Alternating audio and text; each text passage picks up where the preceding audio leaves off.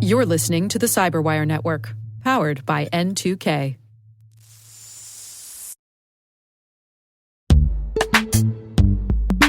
What's the one thing in business that's spreading as fast as AI?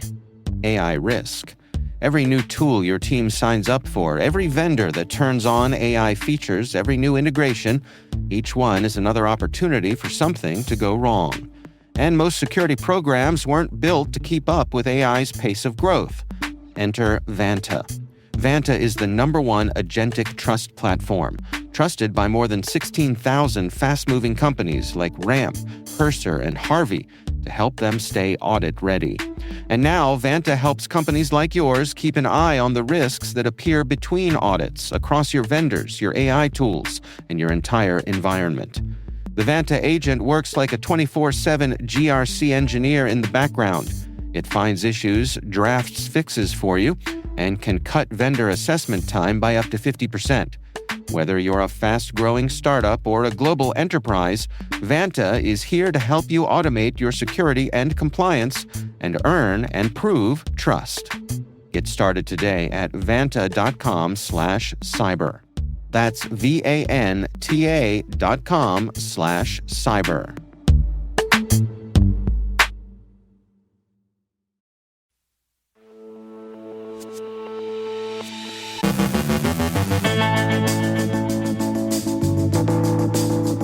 Laundry Bear snuffles through unpatched Zimbra Collaboration servers.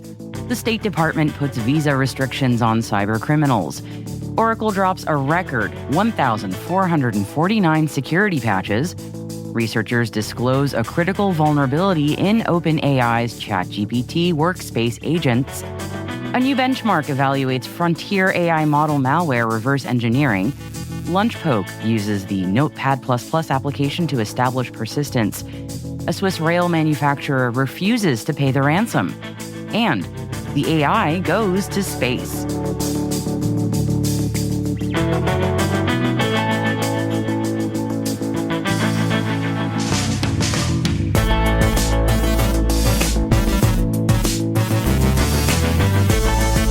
Today is Friday, July 24th, 2026. I'm Maria Varmazis in for Dave Bittner today, and this is your CyberWire Intel Briefing.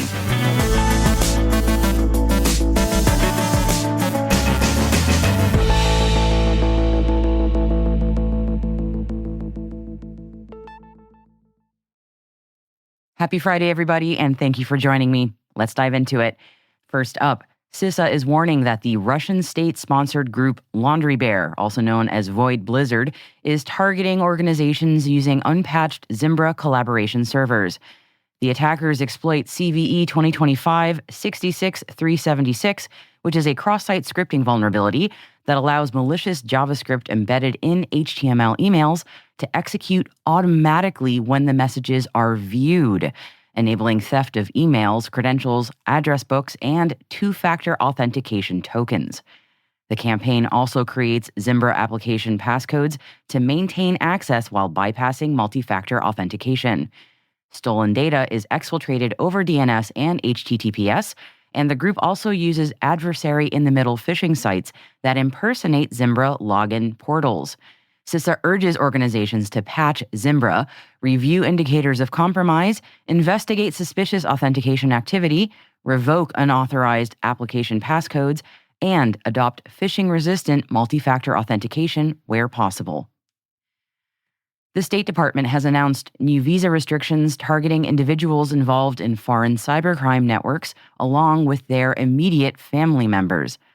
Secretary of State Marco Rubio unveiled the policy during a visit to Southeast Asia, where industrial-scale scam centers have become a major regional concern. The restrictions apply to people responsible for or complicit in cyber-enabled crimes, including online scams and sextortion scams, and build on President Trump's executive order aimed at combating cybercrime and fraud. Rubio said that many of these operations are tied to Chinese transnational criminal groups engaged in human trafficking, money laundering, and financial scams that cost Americans an estimated $10 billion in 2024. The administration says the new policy is intended to deter cybercriminals by limiting their ability to travel to the United States. Oracle has released a record 1,449 security patches as part of its quarterly critical patch update, reflecting both the company's extensive product portfolio and its increased use of artificial intelligence for vulnerability discovery. Security experts say that the volume is less an indication of poor code quality than a growing trend toward AI-assisted bug hunting, which is also driving larger patch releases across the industry. Oracle recently introduced monthly critical security patch updates to deliver fixes for the most urgent vulnerabilities between its quarterly releases. Among the highest priority flaws are several critical vulnerabilities affecting Oracle Fusion middleware and Oracle Database Server, including bugs that could allow unauthenticated system compromise or remote code execution. Experts urge organizations to prioritize patching and use automated patch management tools where possible. Security researchers at Zenity Labs disclosed a now patched critical vulnerability in OpenAI's ChatGPT Workspace agents, dubbed Agent Forger, that could have allowed attackers to create and remotely control invisible AI agents inside an organization's ChatGPT workspace. The attack relied on phishing a logged-in user into clicking a specially crafted URL that abused the agent builder's initialization process to automatically create an autonomous agent with attacker-defined instructions. If the victim already had authorized connectors, such as Gmail or Outlook, the agent could execute commands delivered by email, access sensitive data, impersonate users, and perform other actions without additional authorization prompts. Zenity reported the issue to OpenAI, which acknowledged the vulnerability and deployed a fix within 3 days, preventing further exploitation of this flaw. SentinelOne has introduced a new benchmark to evaluate how well frontier AI models handle long-term malware reverse engineering, using its investigation of the FAST16 malware as a real-world test case. Rather than measuring isolated tasks, the benchmark assesses whether models can adapt as new evidence overturns earlier conclusions. Among the models tested, GPT 5.6 Sol was the only one to successfully complete all 8 investigation stages. Researchers found that while other models demonstrated strong technical analysis, they struggled to recover from incorrect assumptions. SentinelOne concluded that human reverse engineers remain essential, as even the best-performing model made significant errors and still required expert oversight. Score another one for the humans. Ukraine's CERT has identified a campaign by the UAC 0099 threat group that uses the legitimate Notepad++ application alongside a malicious plugin called LunchPoke to establish persistence on compromised systems. The attack begins with a phishing-delivered VBS script that downloads an archive containing Notepad++, a malicious DLL disguised as a plugin, and additional malware components. When Notepad++ launches, it loads the malicious plugin, which creates scheduled tasks, extracts additional payloads, and deploys the Bernie Bear and Matchboil version 2 malware loaders. CERT UA attributes the activity to UAC 0099, which is a group previously linked to providing initial access for sandworm operations. Administrators are advised to update Notepad++, WinRAR, and 7-Zip to current versions and monitor for suspicious scheduled tasks and malicious plugin activity. Swiss rail manufacturer Stadler Rail says it will not pay a 10 million Swiss franc, or about $12.3 million US, ransom after the Everest ransomware group stole technical documents from a supplier's file-sharing platform. The company said that the breach resulted from compromised supplier credentials and did not affect Stadler's own systems, operations, or customer data. Production remains unaffected, and there has been no impact on trains in service. Stadler has filed a criminal complaint and says it will not negotiate with the attackers. This marks the company's second public extortion attempt in recent years, following a similar incident in 2020. Security experts note that paying ransoms often fails to end extortion, with many organizations later facing additional demands from the same attackers. In fact, a new Proofpoint survey of 953 organizations found that more than 1/3 of companies that paid a ransomware demand were later targeted with a second extortion attempt. The findings reinforce long-standing guidance from governments and cybersecurity experts that paying a ransom does not guarantee stolen data will be deleted or that the attacks will end. Researchers say that ransomware groups increasingly rely on repeated extortion, often retaining stolen data even after payment. Recent incidents, including breaches at Clue and Change Healthcare, illustrate how victims can remain vulnerable despite paying. And that all underscores the risks of negotiating with cybercriminals.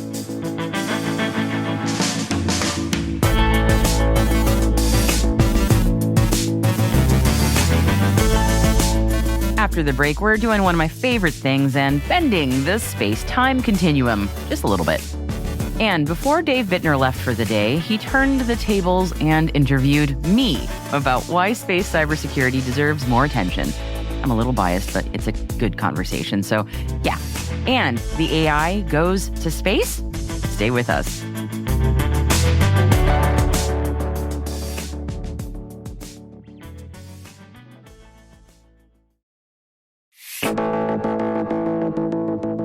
Now, normally, everybody, this is where host Dave Bittner would introduce his interview for the day. But since I'm filling in for him today, well, I'll just introduce myself. It's me, Maria Varmazis. And before Dave Bittner left, he sat down with me to talk about why space cybersecurity deserves more attention. Here's our conversation. All right, well, Dave, it's great to speak to you today. Thanks for coming back on. Yeah, it's great. Your show. And on my way out the door today, we were able to squeeze in one last conversation here. So I appreciate you taking the time, as I had to be away for the main part of the show today. But I want to take today and just sort of get an update from you of some of the goings on with the T-Minus podcast, which has really evolved over the past several months into a whole new thing. And it's pretty exciting. What do you got going on over there, Maria? Well, Dave, we relaunched T-Minus, in mid-May? I want to say May 17th, if I'm being really pedantic. And we went from a daily space news show and evolved into a space cyber briefing that's now weekly. And so in my mind, we've sort of camera-wise tightened the focus, really, really gone laser-focused with the show. And when we first made this change, I was wondering, are we going to have a lot to talk about? Are we going to get people who are interested in the show? And I'm so relieved and thrilled that it's been far more successful than my wildest dreams could have predicted, which has been just awesome. Like, the feedback's been great. We've been getting so many awesome guests, and the conversations have been really fascinating. I've been learning a ton. And yes, there is more than enough going on in this niche of space cyber that, yes, we have plenty to talk about every week, which has been really thrilling. So, I'm here kind of going, whoo! Yeah. Give us some of the backstory, though. What prompted the shift to focusing on the cyber side of space? Well, it had been a good 3 years of covering the show, of covering the space industry as a daily show. And there was an element going on throughout a lot of my conversations that I was noticing that the space cyber world was quickly evolving to meet the moment that it was in, but it still felt like it was a very baby little space. There were a lot of major players in it, but it wasn't being talked about as much as I would have expected, given the importance of what's going on there. You've got the confluence of space is not technically considered critical infrastructure, but it sort of is anyway. We are increasingly interdependent on space-based systems. We've seen space-based systems becoming disabled through cyber attacks in the geopolitical sphere, in like the war in Ukraine, for example. It's very important, and the importance of space cyber is only getting more and more great. And I'm hearing it all the time from not just people that I interview, but just around the world, and again, in the geopolitical sphere, in the military sphere, in the commercial sphere. So the drumbeat was getting louder for the last few years, and in my conversations with people who are in that world, I think the question for me was coming up more and more again, why aren't people talking about this more? It's so important. And then the answer eventually came, well, we should talk about it more.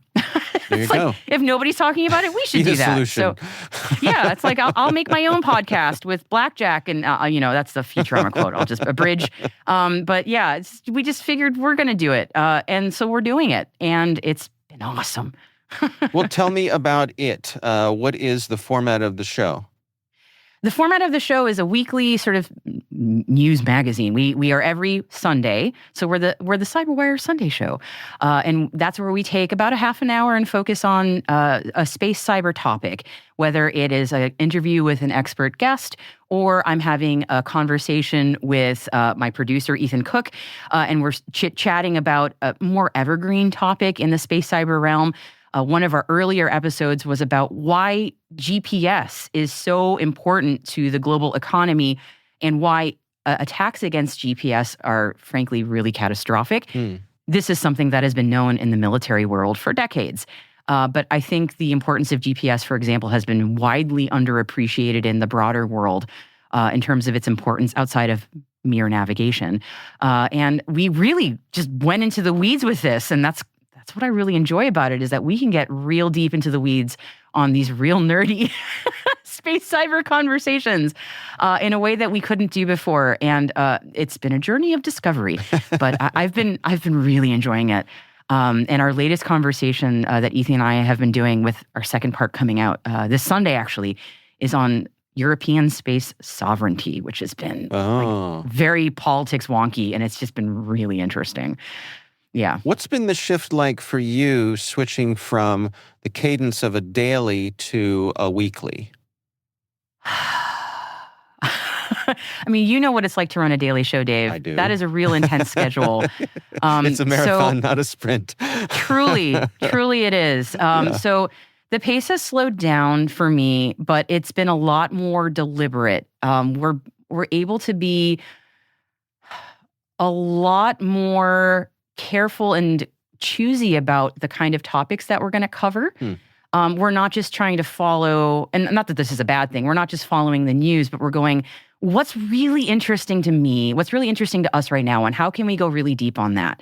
So, for example, the space sovereignty discussion that we've been having the last 2 weeks, we touch on my trip to NATO and the NATO cyber headquarters in December that I did, which is not something I think we would normally bring up on, the Daily Show. And the whole reason that we're talking about it is I had been noticing in some of the news stories that I'd been reading that a lot has been coming up about the EU Space Law and EU Space Act, and a lot of legislation in the EU specifically. And I just got really curious about it, and I wanted to know more about it. And I said, Ethan, why don't you and I just kind of go real deep on the research for this? Spend some time. I think we spend like a solid month just poring over a lot of this, and that helped brief our discussion. And it ended up being like hours that we ended up having to trim down into a 2-episode, 2-parter.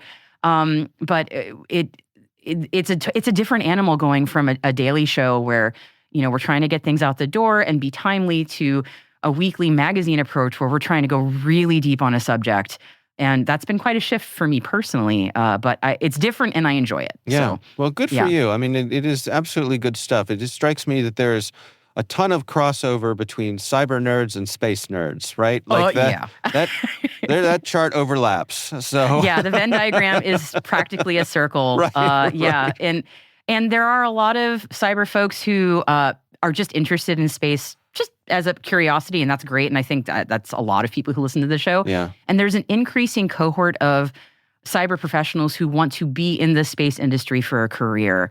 It's been really interesting hearing from those folks. And admittedly, that is definitely a niche of a niche. But I think the thing that, if there's one thing people will get out of this show who are just plain old cyber folks, space is coming for you. Space is coming in your job. Whether or not you're going to be in the space world, space is coming to you. Space systems are coming to the world of networking if they're not already in it. So it's something that is going to be part of your realm, even if it's not going to be your specialization. It's going to be in the goo of what you do. So it's something worth maybe having on the back burner as some knowledge for you to have. And that's maybe not a very compelling pitch, but that's the pitch I give people. Well, I think also, if you're a CyberWire Daily listener, I can see how taking on another daily when T-minus was a daily might be a bit much, but now that it's a weekly, it's a lot easier to fit into your listening schedule. Yeah, we're your Sunday show, so you don't have to listen to us on Sunday, but we're on your Sunday rotation, and we try not to overwhelm, and we go real deep on a topic per episode. So it's not lots of things; it's one thing.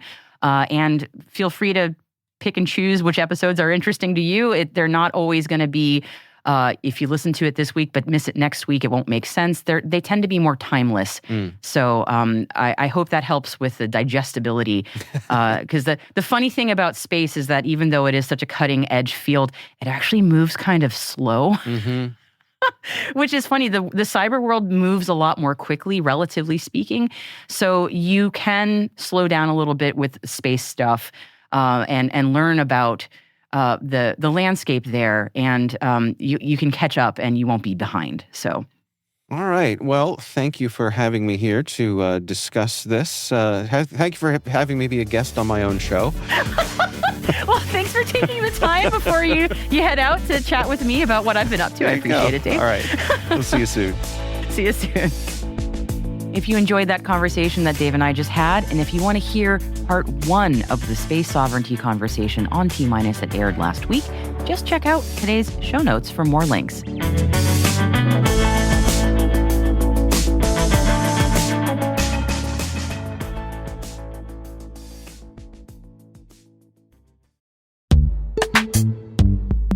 AI is making phishing attacks faster, more convincing, and harder for people to spot, and traditional security awareness and phishing training weren't designed for this level of attack.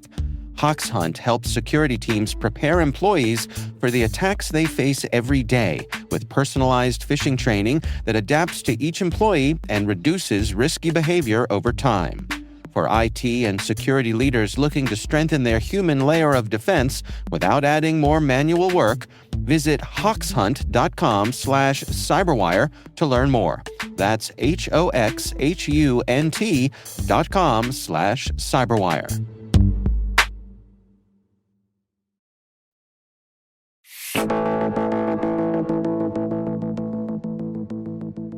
And finally today, NASA's Jet Propulsion Laboratory has demonstrated that artificial intelligence doesn't need a warehouse full of GPUs to earn its place in orbit. Researchers successfully ran Google's lightweight Gemma 3 language model aboard Loft Orbital's YAM-9 satellite, where it analyzed images captured in space and answered natural language questions about what it saw. The Navi orbital system lets scientists guide image analysis with simple prompts instead of complex spacecraft commands, which is a shift that could make satellites far easier to operate. That'd be nice.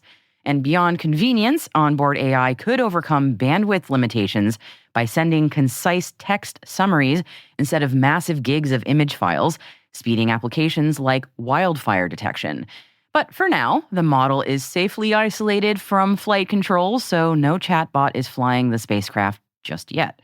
Still, this demonstration does suggest that future satellites and perhaps maybe even astronauts could someday have an AI companion that's just ready to help, rather than simply admiring the view.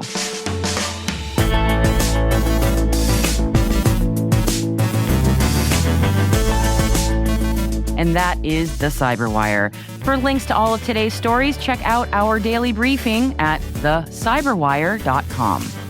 This week on Research Saturday, Dave Bittner sits down with Andrei Kavovic, security awareness specialist from ESET, as they discuss their research on Frosty Neighbor, fresh mischief, and digital shenanigans. That's Research Saturday. Check it out.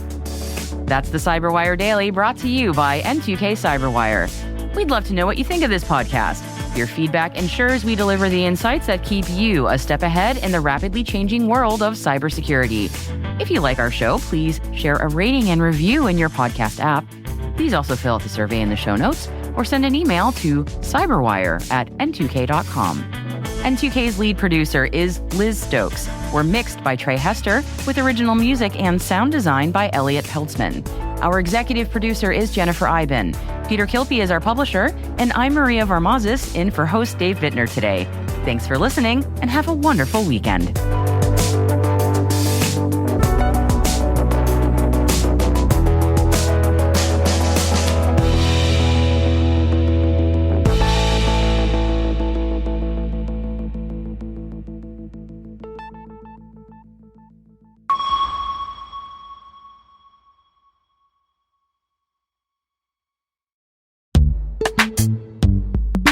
Heading to Black Hat USA, the N2K CyberWire team will be on-site recording from our podcast studio in the SpecterOps Kennel Club. If you're interested in joining us for a conversation or learning more about what we're recording throughout the week, stop by the studio and meet the N2K CyberWire team. SpecterOps' Kennel Club is adjacent to Libertine Social inside Mandalay Bay.